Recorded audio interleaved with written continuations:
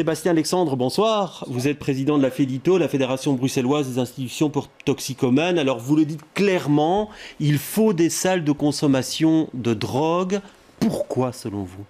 Parce que Bruxelles, comme toutes les villes d'Europe, est confrontée à des consommations de rue. Il y a des consommateurs de drogue qui sont grandement précarisés, qui consomment là où ils peuvent, donc en rue, dans des WC publics, dans des parcs, avec des dangers pour eux-mêmes et pour le reste de la société.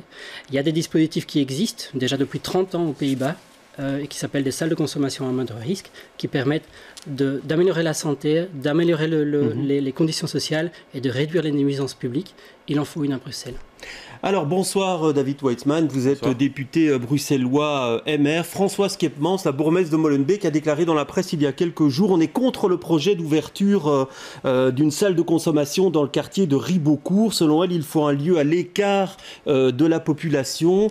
Au sein du MR, il y a des tensions sur ce propos, à propos de la création des salles de consommation ? Non, il n'y a pas de tension. Je pense qu'on est tous des gestionnaires avant même d'être des gestionnaires publics sur le terrain, avant même d'être peut-être députés. Et donc, comme gestionnaire public, on se rend bien compte effectivement qu'il y a des difficultés qui ont été illustrées. Donc, des difficultés ne fût-ce que pour voir ces personnes les plus précarisées qui sont souvent malades et qui doivent effectivement se droguer devant tout le monde. Des difficultés aussi parce que ça emmène une difficulté de gestion et toute une forme de criminalité. Donc je crois que c'est une piste qui peut être envisagée, on y est plutôt favorable. C'est vrai qu'on se pose une série de questions sur l'organisation, mais il y a des dossiers sur lesquels nous, les politiques, on doit pouvoir montrer l'ambition, notamment pour Bruxelles, et puis il y a d'autres sur lesquels on doit pouvoir écouter les experts, et je pense que les experts deviennent de plus en plus unanimes, et donc c'est quelque chose que je pense sur lequel on doit travailler dans les prochaines années. Parce qu'il n'y a pas d'unanimité au sein du MR. Quand on voit au fédéral, par exemple, c'est la tolérance zéro. Ça vous inquiète ? Exactement. Donc les salles de consommation à moindre risque, pour le moment, on ne peut pas les mettre en pratique à cause d'une loi qui a près de 100 ans, qui date de 1921. Et sur les salles de consommation à moindre risque, on aurait pu avancer. C'était en 2016, le gouvernement fédéral les a étudiés, mais les a jugés non prioritaires. Et donc il a refusé, avec effectivement le MR dans la coalition fédérale, il les a refusés. Alors effectivement, il y a des gestionnaires au niveau local qui sont conscients, qui voient les réalités.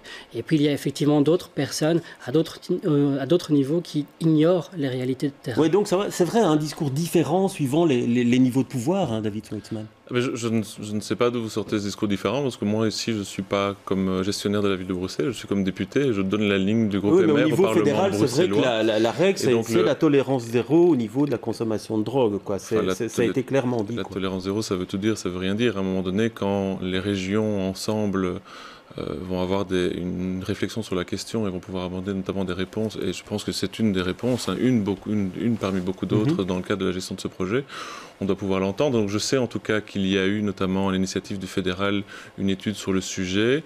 Je sais qu'il y a pour le moment dans ce qu'on appelle la cellule drogue qui regroupe notamment tous les ministres de la santé qui sont en train de l'analyser. Donc on verra un peu la suite de cela. Alors,